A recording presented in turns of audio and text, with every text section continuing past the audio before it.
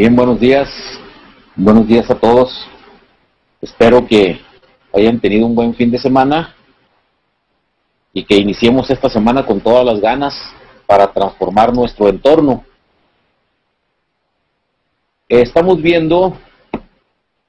Nos estamos ubicando en lo que es la dinámica de la constitución fundamental de la membrana celular, porque como ustedes sabrán, los pasos fundamentales del diseño arquitectónico nano-femto son varios.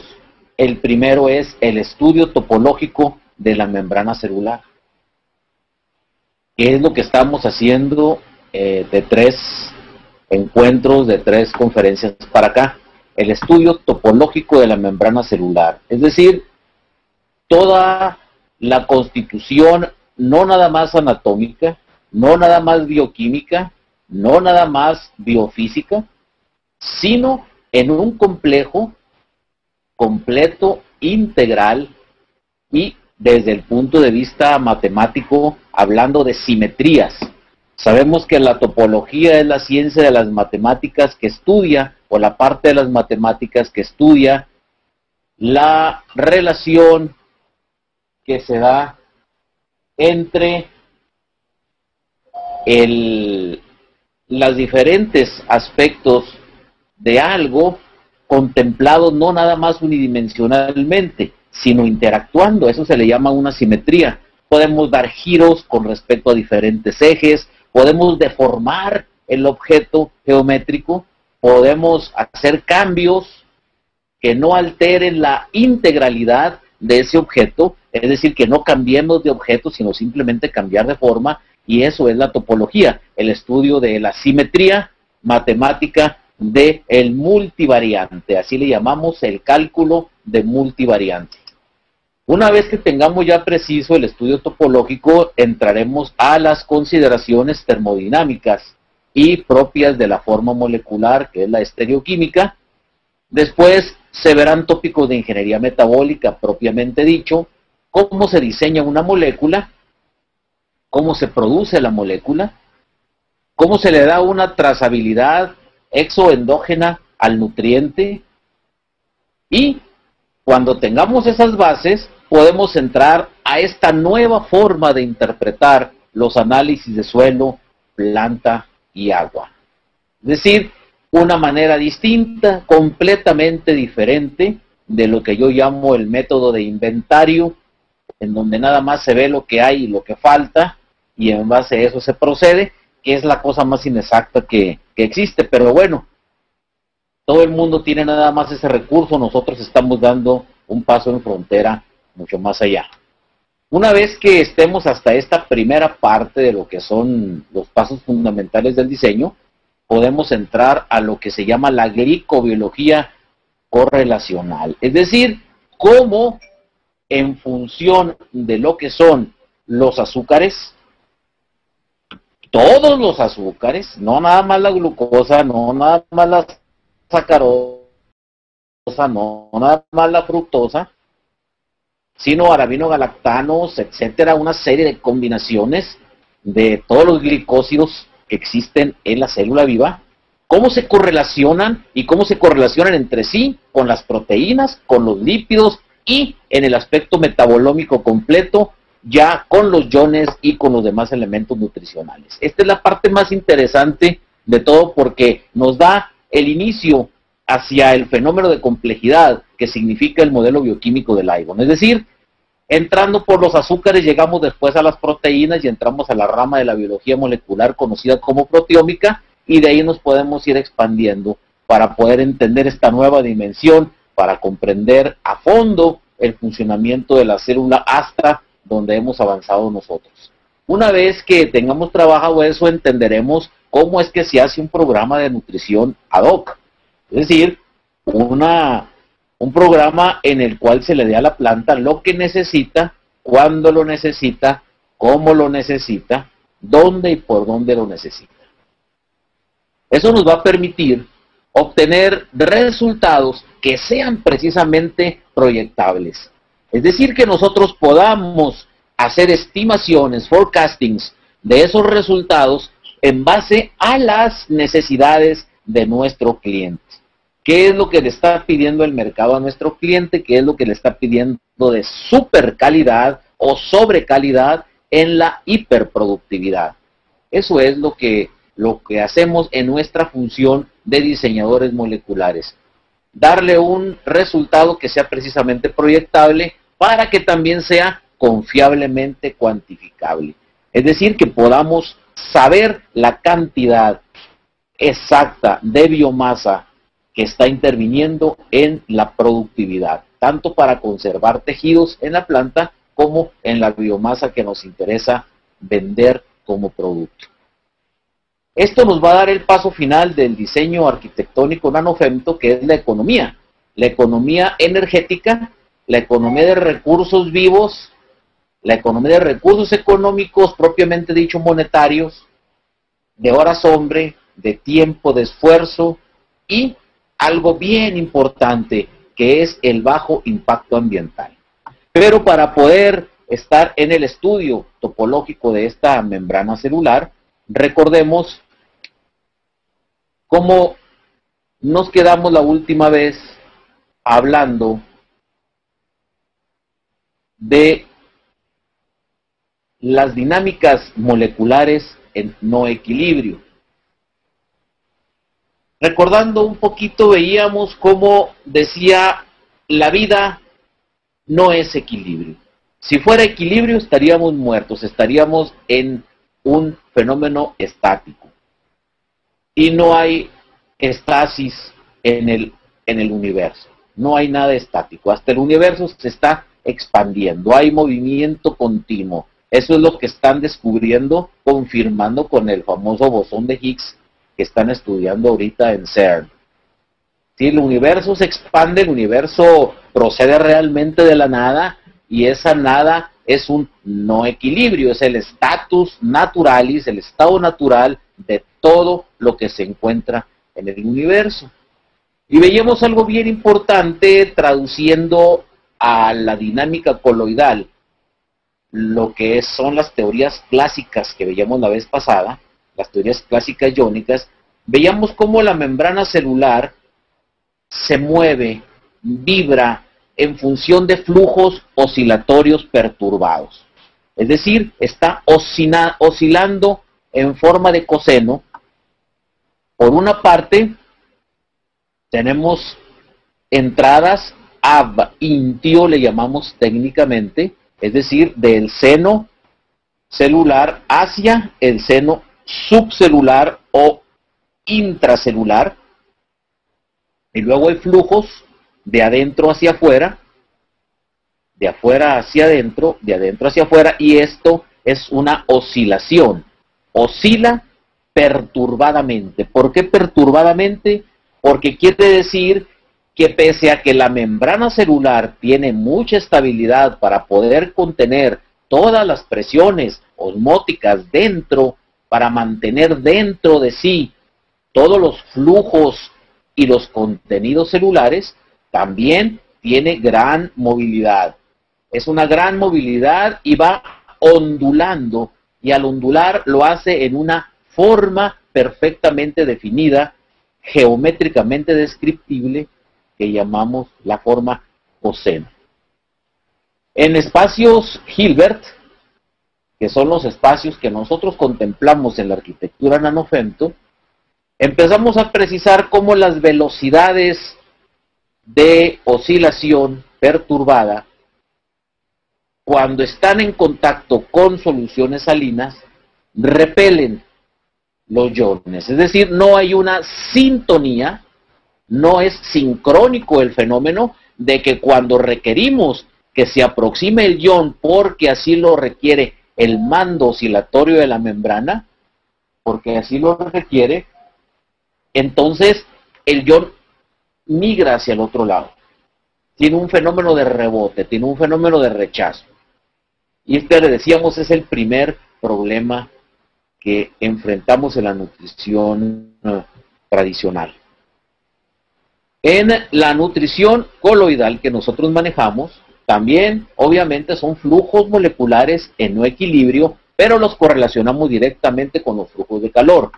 Y decíamos la vez pasada cómo el calor es importantísimo porque es el determinante entálpico. Es decir, de todos los fenómenos entrópicos, de todos los fenómenos termodinámicos que causan el movimiento browniano, el desorden propio de la energía disipada, vamos llegando paulatinamente para que exista la materia a estados de ordenamiento. ¿Sí? Esa es otra de las cosas importantes que nos va a dar mucha luz ahora con la confirmación de la partícula de Higgs, con el bosón de Higgs. ¿Sí? Cómo a partir de esa energía se fue ordenando para que se consolidara a una partícula, la primer partícula que integra el complejo de la materia. Eso también nos va a dar mucha luz y lo estamos viendo aquí. El calor, el manejo del calor es el manejo entálpico, es decir, cómo al cambiar el calor en procesos de enfriamiento paulatino, de cambios de temperatura paulatinos, vamos llegando a estados ordenados y es lo mismo que aplica en las dinámicas moleculares de los flujos coloidales de no equilibrio. Vemos igual la membrana celular, vemos las ondulaciones de tipo coseno, vemos el llamado hacia el seno coloidal. Ahora aquí tenemos ya un seno coloidal lleno de nutrientes, el coloide anfifílico enantiomórfico.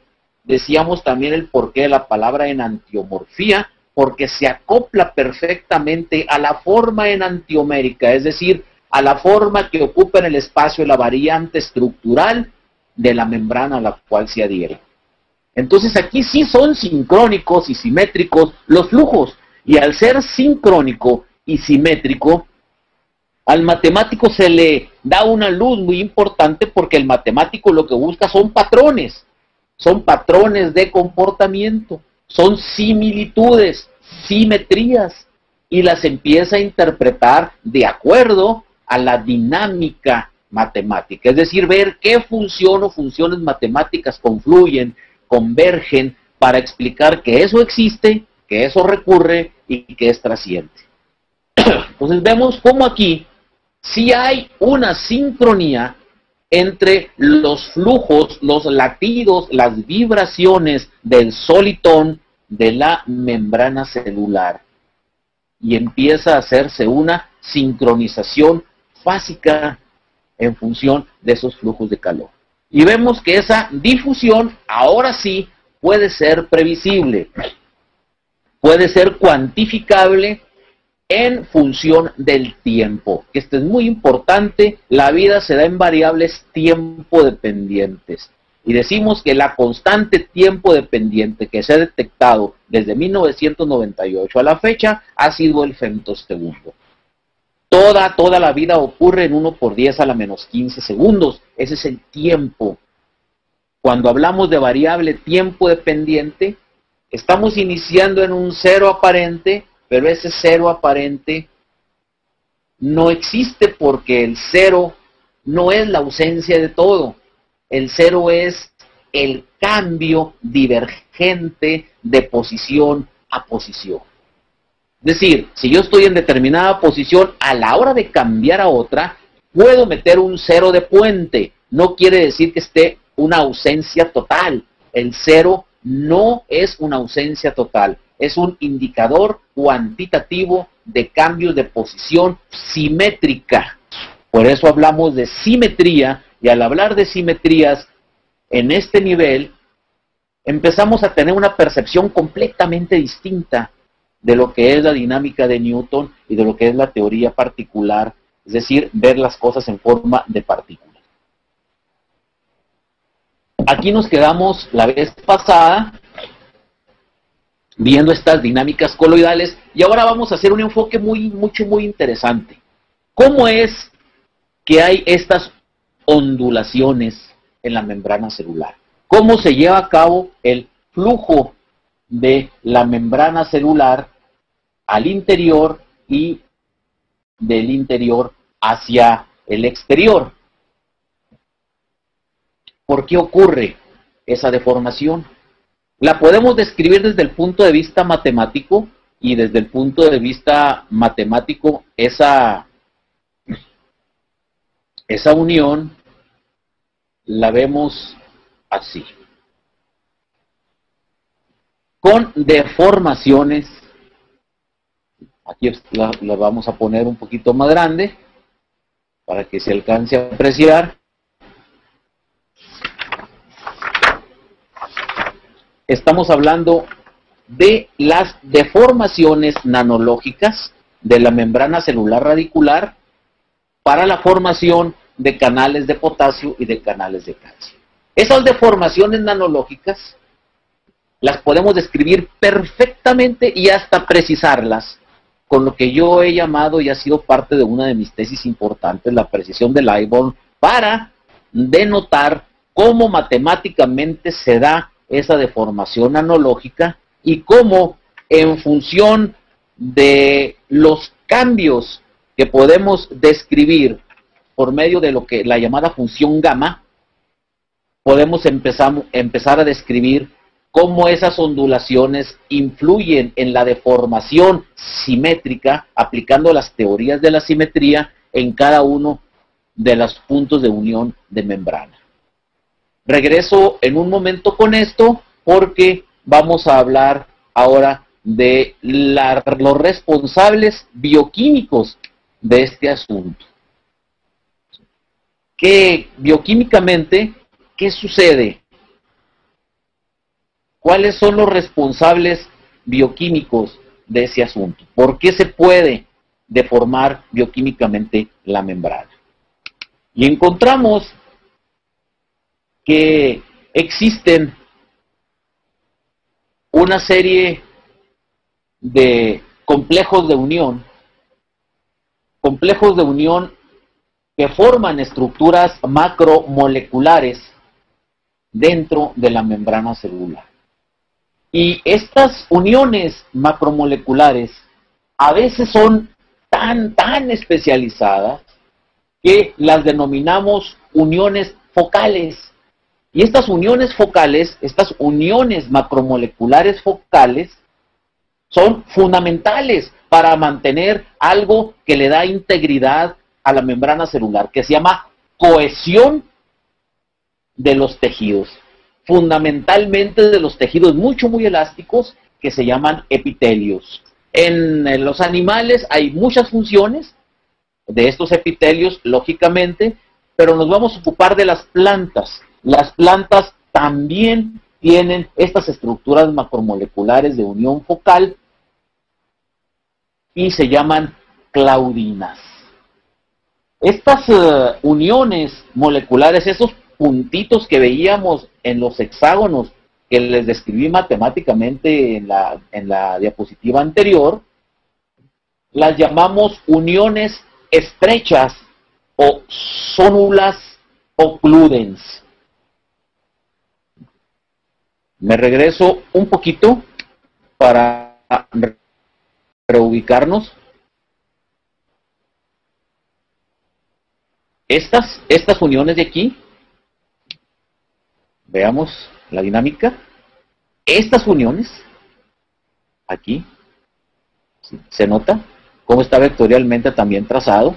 Cada una de estas unioncitas que están ahí, los puntitos, se le llama unión estrecha o técnicamente la conocemos como zónulas occludens y se encuentran en las partes apicales de los epitelios y de los tejidos parenquimatosos, colenquimatosos y esclerenquimatosos. Hasta ahí nos vamos, fíjense, es parte de la estructura fundamental.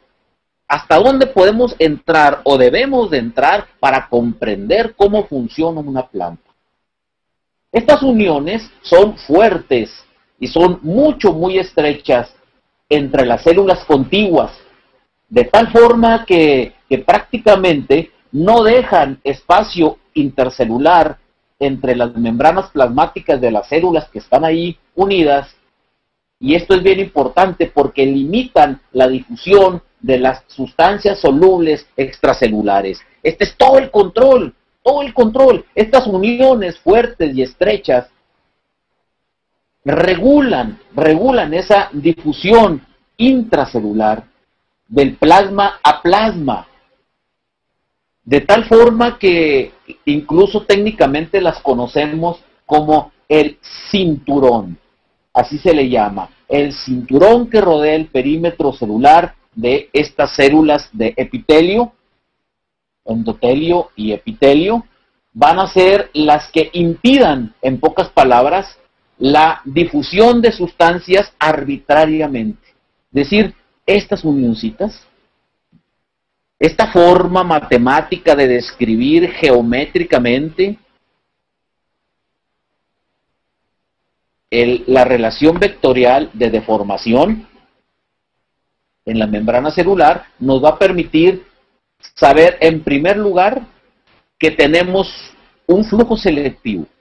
Pero ¿cómo se da ese flujo selectivo? Si tú quieres realmente diseñar moléculas desde el punto de vista femtológico, desde el punto de vista de 1 por 10 a la menos 15 en dimensionalidad, para que entren por espacios nanológicos de 1 por 10 a la menos 9, pues tenemos que conocer exactamente cuáles son los mecanismos de deformación nanológica, sobre todo de las células radiculares, porque son las primeras que se van a deformar para crear los canales de paso.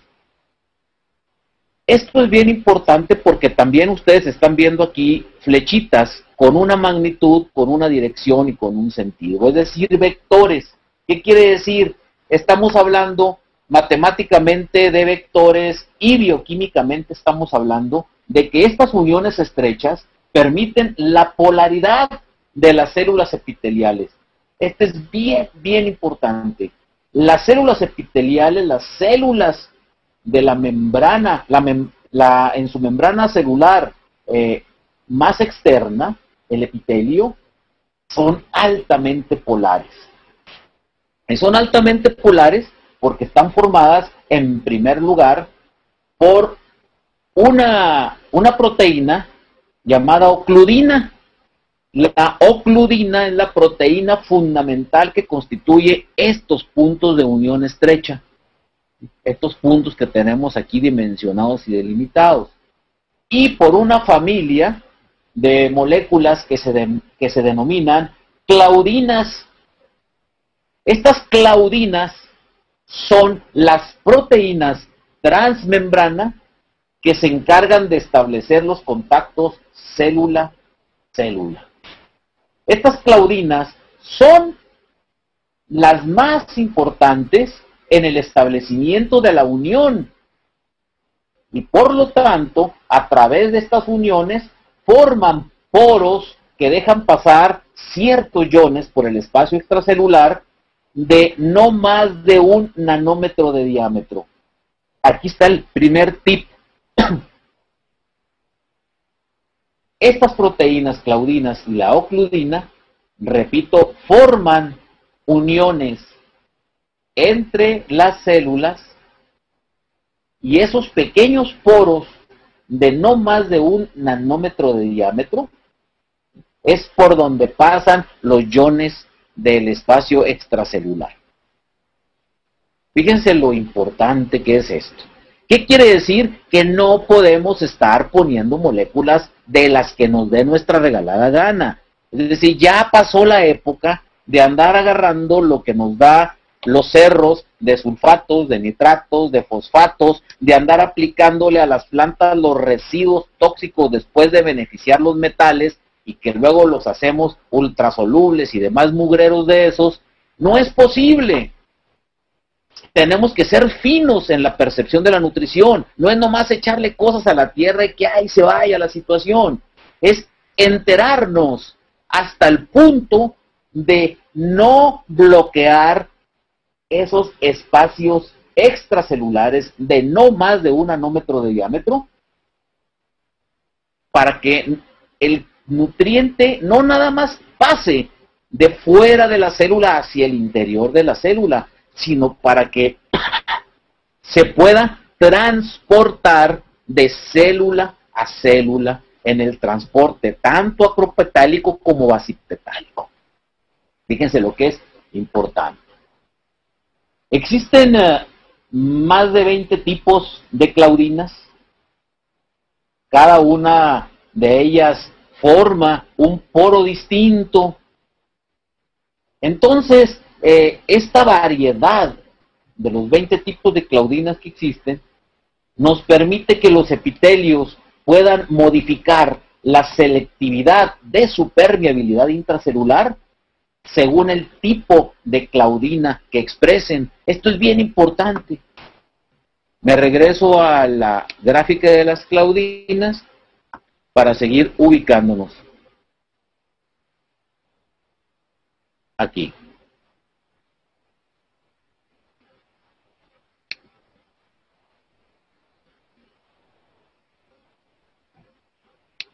Vamos aquí. Estos 20 tipos de claudinas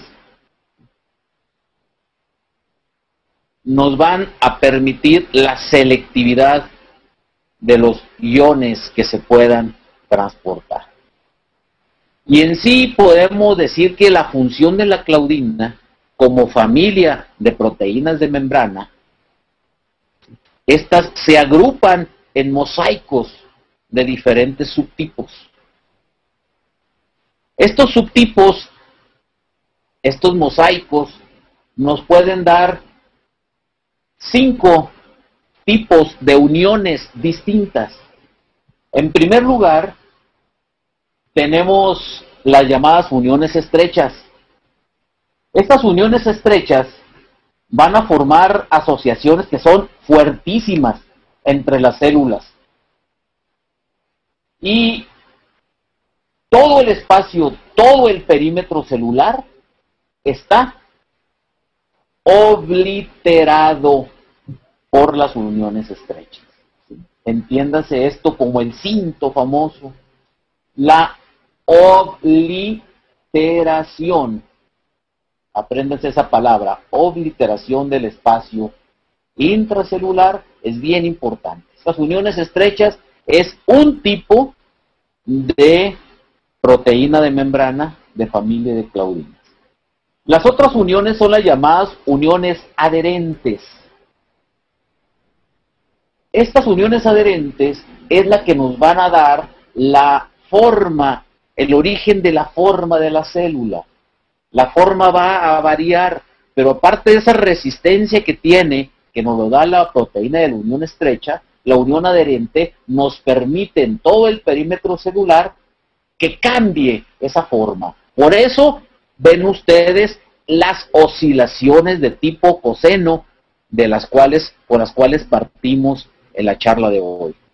Gracias a estas uniones adherentes. Pero también hay unas uniones puntuales, unas que yo le llamo como remaches, hagan de cuenta. Unas unión tipo remache que aparecen sobre todo en tejidos de parénquima y en tejidos de esclerénquima, que se conocen como desmosomas.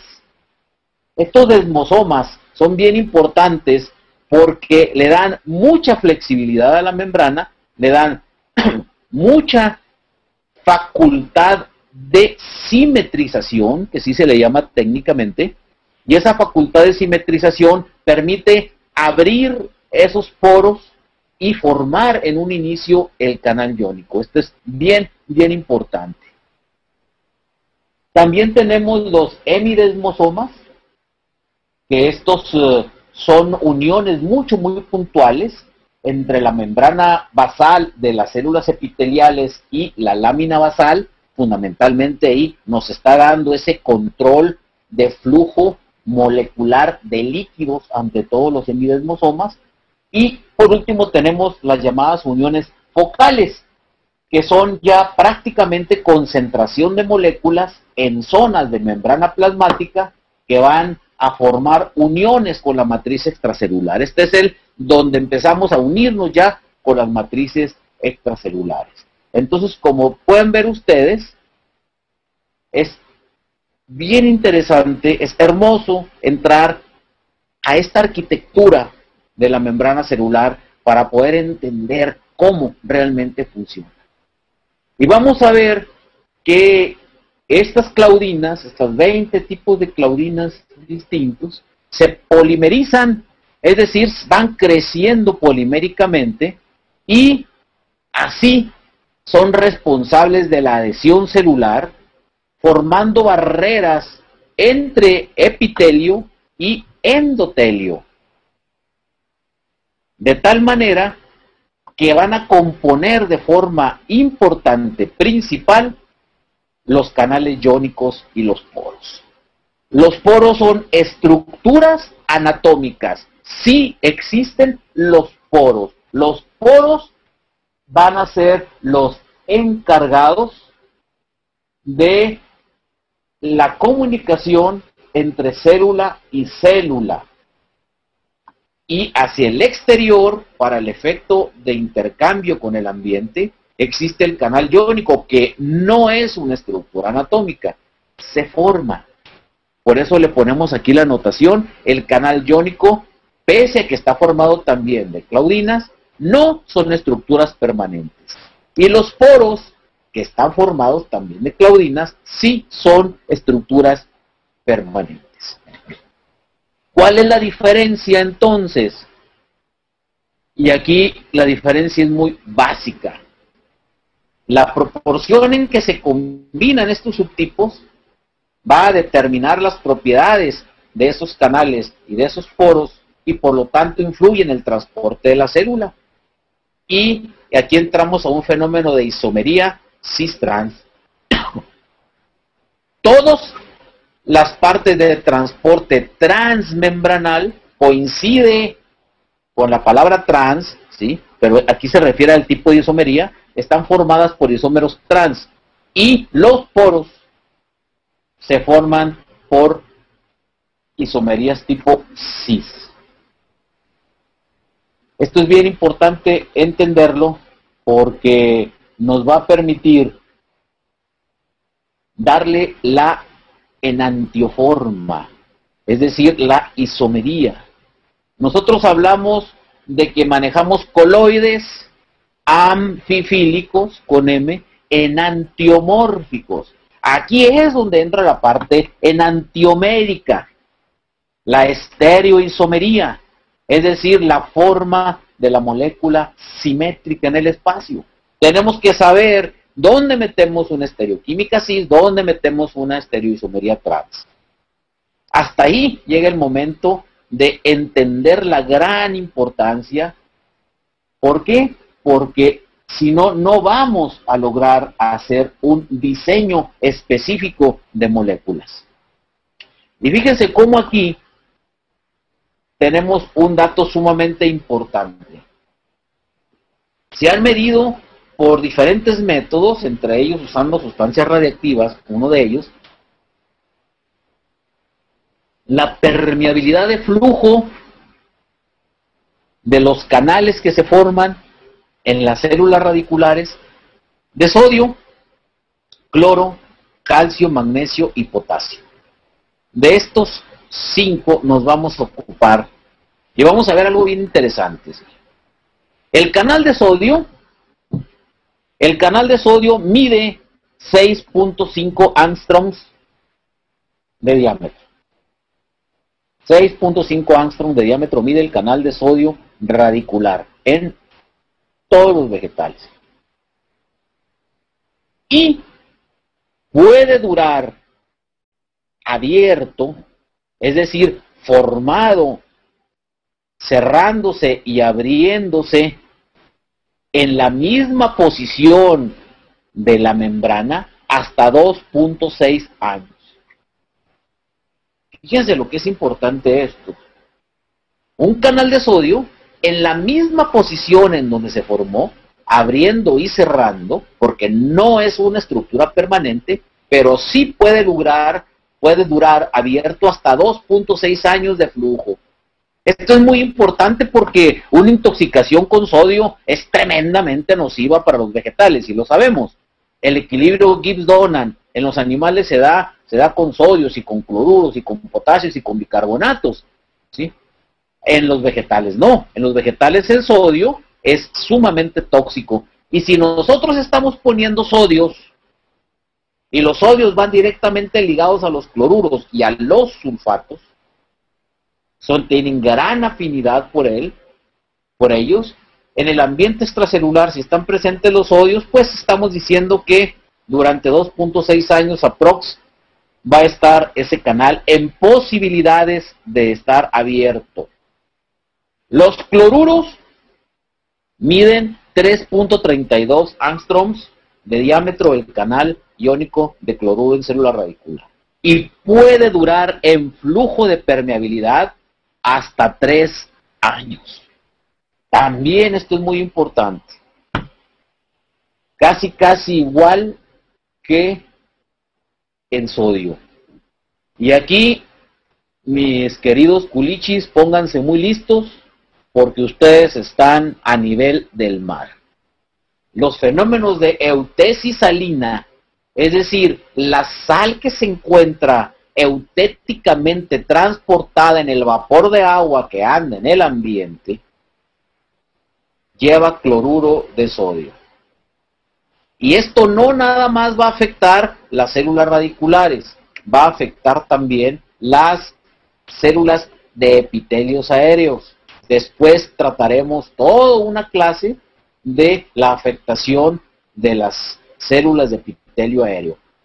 Pero por lo pronto pónganse listos porque donde haya cloruro de sodio, ahí vamos a tener algunos problemas, no imposibles de tratar, pero sí en el ámbito de la precaución.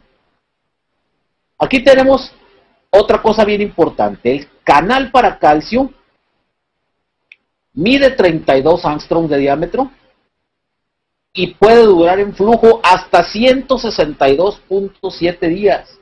Es el canal que más puede durar en flujo. ¿Por qué? Porque el calcio cumple muchas funciones. Muchas funciones en el equilibrio termodinámico de la relación suelo, planta, agua, atmósfera. El calcio es el hipotálamo, el que controla los cambios de calor, los cambios de temperatura y el responsable fundamental de la estabilidad de las membranas. El responsable fundamental de que esas uniones estrechas, focales, que son el tema de nuestra reunión de hoy, esos mosaicos que integran la familia de proteínas de membrana, permanezcan con estabilidad. Ahí está el calcio, por eso tiene un flujo mayor, 162.7 días. Esta es una de las cosas por las cuales se dice que el calcio no es translocable. Sí es translocable si nosotros lo diseñamos adecuadamente. Si usted usa puro nitrato de calcio, lo único que va a encontrar son calcios fijados. Y lo único que va a poder predecir son, ay, es que aquí tenemos calcios y los tenemos fijados. Eso no es ninguna gracia, no encontrar calcios fijados es como estar describiendo la población de la Ciudad de México en función de los chilangos atorados en el metro. Eso no es un indicativo, ¿verdad? Así de sencillo. Entonces,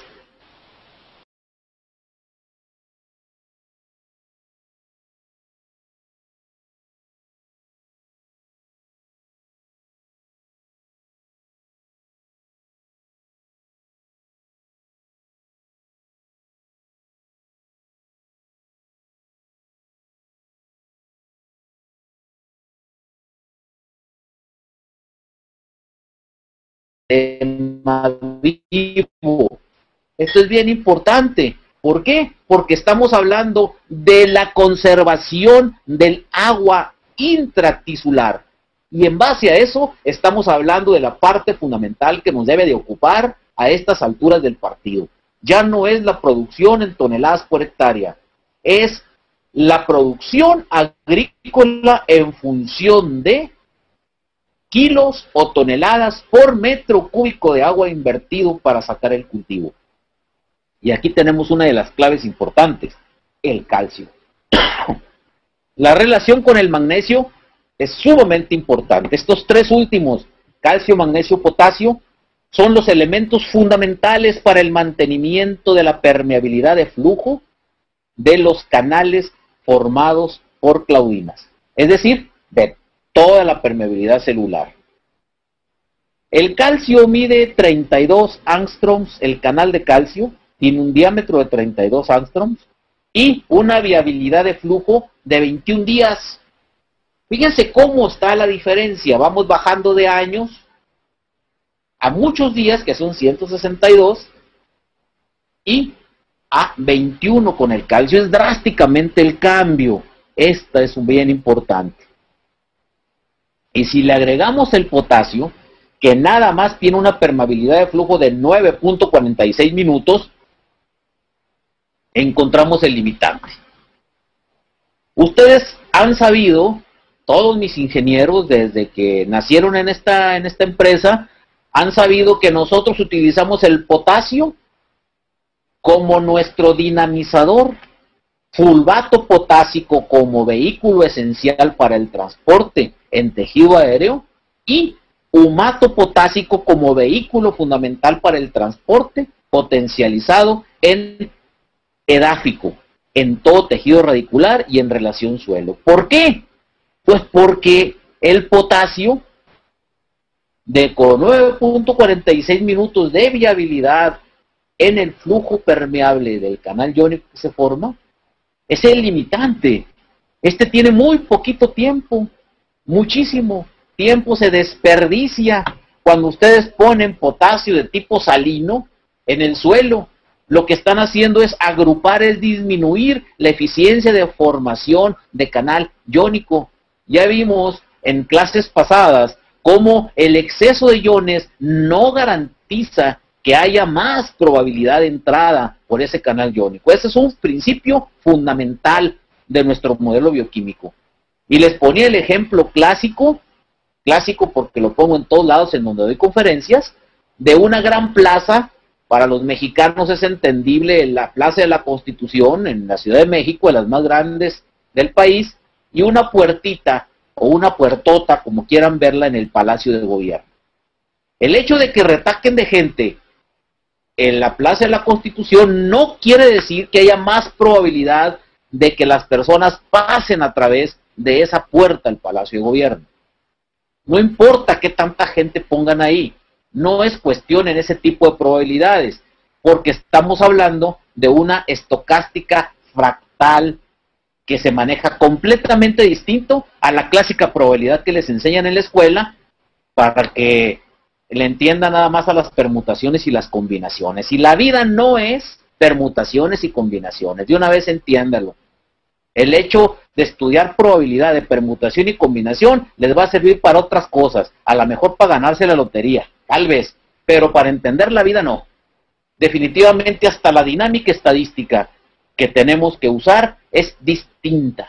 Tenemos que emplear un sistema de solución de ecuaciones diferenciales en base a simetrías. Fíjense, hasta ahí, desde ahí está la diferencia, y luego le entraremos a la parte matemática de este asunto.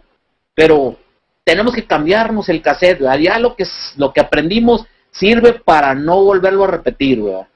Si estamos haciendo lo que nos enseñaron en la escuela y estamos manejando la bioquímica como la están manejando ahorita todo el mundo, ahí se van a quedar. Ahí se van a quedar. Eso nomás sirve para estar confirmando lo que otros descubren. Es entender la base más rudimentaria de la vida, así como está la bioquímica ahorita que les están enseñando. Hay que cambiarnos el cassette ya. Hay que ampliarnos y empezar a hacernos multidisciplinarios y empezar a enterarnos de qué es lo que está sucediendo en otra dimensionalización multiuniversal del conocimiento. Por eso, algo bien importante que estamos marcando es un objetivo fundamental de identificar los patrones de interacción entre claudinas. Y esto va directamente para mi gente del CIAD. Va para ahí Gisela, para Talia, Rubén, Amarillas, todos ustedes se tienen que poner listos en esta nueva percepción. Lo que estemos haciendo en proteómica, lo que estemos haciendo en glicómica, lo tenemos que ir acotando, no podemos llevarla por la libre. Por eso les decía en la última reunión que lo que hagamos dentro de las investigaciones del Instituto Librón y de Biotexa es bajo el modelo bioquímico de Librón. No hay libertad para empezar a trabajar otro tipo de modelos, no nos interesa. no nos interesa, por eso tenemos que clavarnos en entender este modelo. Entonces vamos a centralizarnos en identificar los patrones de interacción entre claudinas. ¿Por qué? Porque el transporte transcelular, es decir, entre célula y célula, se da en forma enantiomérica, en forma estereoquímica, conocida como el fenómeno trans, la ubicación trans, estereoquímicamente hablando, la simetría trans. Y el transporte paracelular, es decir, dentro de la misma célula, se da en forma estereoquímica cis. Esa es la gran diferencia. Entonces, dentro de lo que nosotros estudiemos de nuestras relaciones proteómicas y en nuestras relaciones glicómicas, vamos a tener que aterrizar hacia la identificación de esos patrones de interacción. Yo necesito el dato de el patrón de interacción para poder complementar los modelos matemáticos. Yo ya lo tengo previsto, matemáticamente está previsto en los modelos. Estamos ahora haciendo el fenómeno de confirmación de ese modelo por medio del trabajo que ustedes están haciendo. Ese es el propósito, ¿sí? El propósito fundamental. Porque así como nos interesan las proteínas G como reguladores iniciales de todo el proceso biomásico, nosotros tenemos que incidir en entender bien la regulación de las claudinas, pero mediante las modificaciones post-translacionales y algo bien importante que son las cascadas de señalización celular. Este es el punto toral del asunto. Para poder entender el transporte trans y paracelular,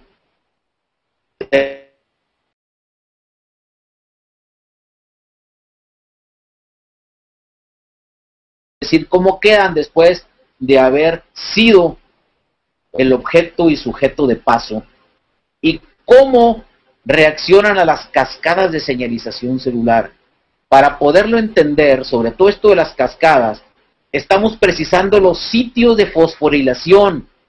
Es bien importante, por eso pido yo cada rato en el CIAT, denme los fósforos, los puntos de fosforilación. ¿Sí? Es el siguiente paso.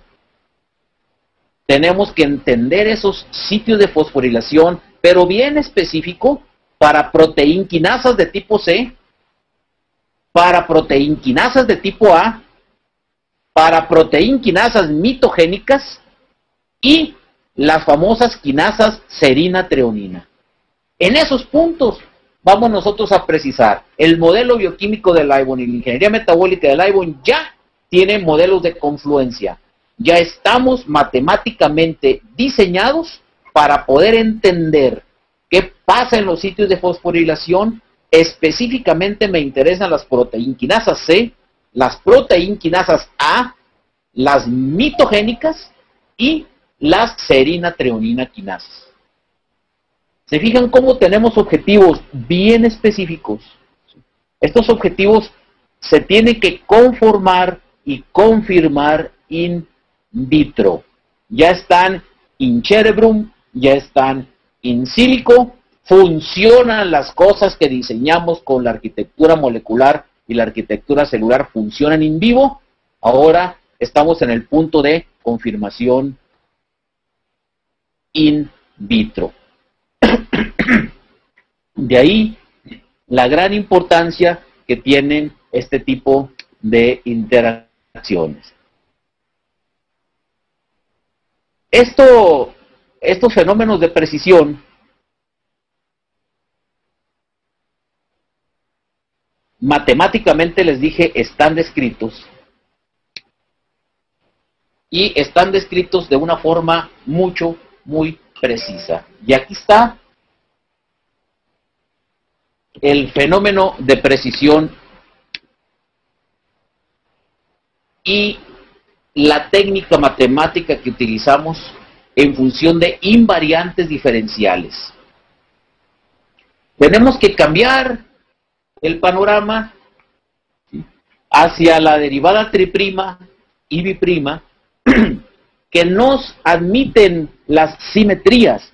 Si nosotros no trabajamos invariantes diferenciales, no podemos precisar nunca el paso transmembranal en 3 dimensiones iniciales. Entonces esto está perfectamente matemáticamente descrito y hemos generado hasta las invariantes de los generadores, es decir, cómo describimos matemáticamente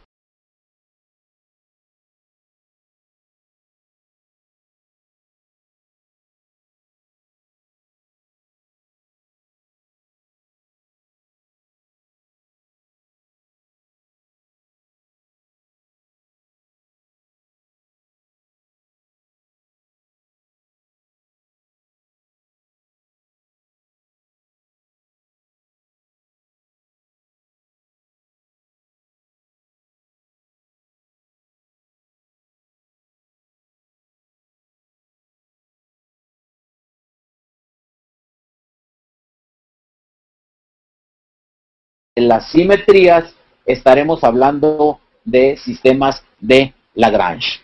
Entonces Lagrange, Lie, van a ser fundamentales para poder entender nosotros estas invariantes generadas. Por eso también a mis muchachos del CIAD hay que ponerse a trabajar la matemática avanzada. Ya no nos podemos quedar en las integraciones y derivaciones y las estadísticas clásicas. Eso pues ya sirvió para llegar hasta donde están ahorita. Para continuar dentro de lo que son las percepciones del Instituto Ligon y Biotexa, tenemos que cambiar esa mentalidad y entrarle a la cuestión de la matemática. Desgraciadamente en ese punto me sería imposible a mí empezar de cero. Yo les voy a pedir que busquen la forma de poder progresar, que su formación matemática no deje de estar presente. La formación matemática es diaria. Diario tenemos que estar enterándonos y practicando, entendiendo el mundo desde el punto de vista matemático. Si no, no vamos a ser nada más que bioquímicos y técnicos mortales como los hay a toneladas, a raudales y haciendo cola por peleándose una posición. Y nosotros ya estamos fuera de eso. Nosotros no competimos a raudales ni por toneladas ni peleando posiciones. Nosotros tenemos la ventaja del conocimiento y así tienen que ser las cosas dentro del instituto y dentro de Biotexa. También los ingenieros de campo deberán en determinado momento empezar a trabajar los aspectos matemáticos. Yo he estado tratando de alimentarlos con videos que españoles de alta calidad, de Juan Molina, un gran matemático español, que enfoca las cosas desde la matemática preuniversitaria hasta fenómenos de alta complejidad, para que vayamos viéndolos, para que vayamos estudiándolos cada quien en lo particular, porque yo voy a dar por supuesto que la mayor parte de ustedes ya tiene un conocimiento previo, si no, no vamos a avanzar nunca. Entonces, admitiendo estas precisiones, vemos cómo ya se generan las invariantes, como esto que les estoy diciendo que ya tengo previsto y que les estoy dando la tarea en este momento de poder estar haciendo en laboratorio, de enfocar hacia los enfoques matemáticos, los enfoques, bioquímicos y de laboratorio, nos van a permitir confirmar todo esto que tenemos aquí escrito y es la tridimensionalidad inicial. Aquí le estoy poniendo ya conmutadores. Los conmutadores son los que nos van a permitir trabajar en ambos sentidos de esa dinámica ondulatoria, de ese solitón que se está formando de forma cosénica. Entonces aquí entrando ya con Lagrange y con Lie, empezamos a ver cómo estas invariantes diferenciales las empezamos a conmutar y empezamos a tener ecuaciones integradoras de todo el proceso de paso transmembranal. Y todo este proceso de paso transmembranal, estamos hablando ya de un corolario, que yo le llamo el corolario de Leibon-Rojas en 3 dimensiones iniciales, para describir el flujo transmembranal en células radiculares. En base a esto, aquí en este tipo de ecuaciones es el inicio de la simulación in silico, en donde van a entrar los datos que me proporcione laboratorio in vitro para confirmar lo que está pasando en vivo. Porque lo que está pasando en vivo, ahí está. Eso es innegable. Si no, no estaríamos en el mercado ni estaríamos dando el resultado que afortunadamente tenemos y no es por casualidad. Entonces estamos integrando ya todas las fases. Durante años logramos trabajar nada más in cerebrum, nada más in silico, y de ahí nos pasábamos al campo. Ahorita tengo un gran equipo de bioquímicos trabajando, está un gran equipo de estudiantes de doctorado que tenemos en CIAD, y tenemos lo mejor de México, así de sencillo, lo mejor de México trabajando en esta nueva perspectiva de lo que es el enfoque de acuerdo al modelo bioquímico de Liveborn y a la ingeniería metabólica de la nutrición vegetal. Así pues, hemos concluido la parte de hoy, en donde vimos cómo podemos expresar precisamente las deformaciones nanológicas de la membrana celular de la raíz cuando se forman los canales iónicos de potasio y calcio, cómo las claudinas son parte importante del transporte transmembranal radicular. Esos 20 tipos de claudinas en sus isomerías cis-trans nos van dando la formación de los diferentes canales. Vimos su dimensión y el tiempo de flujo, vimos el transporte transmembranal, transcelular y paracelular. Nos dimos a precisar la tarea de la identificación de patrones de interacción entre las claudinas. Revisamos el corolario Liveborn para entender ese flujo en 3 dimensiones iniciales, y vimos que el modelo matemático para poderlo hacer se llama invariantes diferenciales, que precisan el paso transmembranal tridimensional en las células radiculares, y que solamente lo podemos entender si entendemos esta nueva manera de ver, nueva entre comillas, ¿verdad?, para la ciencia de la nutrición vegetal, de entender los flujos en función de solucionar las ecuaciones diferenciales usando simetrías, que es algo bien distinto de lo tradicional, normal y mortal, que es hasta donde le ha llegado ahorita mucha gente. Describimos las deformaciones que se dan en esos canales iónicos, en esa membrana, y así empezamos a comprender mejor la dinámica molecular en los flujos coloidales, en no equilibrio, en funciones entálpicas de manejo de calor. Este es pues el punto de hoy. La tarea es empezar a meterse muy duro en lo que es la matemática, recordar las bases fundamentales. No llevamos ningún apuro, no llevamos urgencia. Lo que sí es que tenemos que tener eficiencia en nuestro proceso de aprendizaje y tratar de adquirir cada vez más el conocimiento que nos lleve a comprender el modelo bioquímico de Liveborn, que es el eje fundamental bajo el cual trabaja Biotexa y trabaja el instituto. No hay otra manera de trabajar. No es libre el diseño de los trabajos, de los experimentos, de los programas de investigación. No es libre. Si lo van a hacer dentro del Instituto Liveborn y dentro de Biotexa, tendrá que ser a fuerza en el modelo bioquímico de Liveborn y con la ingeniería metabólica de Liveborn, si no, automáticamente estamos fuera.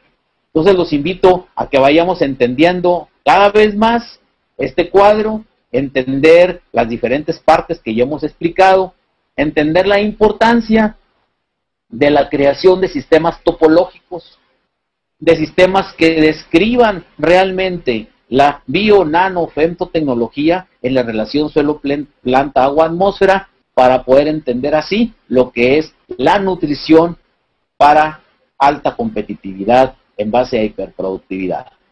Por mi parte es todo. Yo les agradezco, definitivamente cada vez más agradezco su paciencia, y los invito a que el próximo lunes nos reunamos otra vez por este medio para un nuevo tema interesante de topología de membrana celular en vegetales.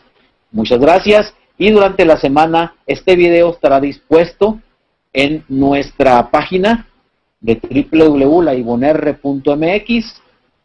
Ahí lo buscan y ahí va a estar para que lo vean cuantas veces gusten y lo pueden compartir con todo el mundo. Muchas gracias, hasta el próximo lunes.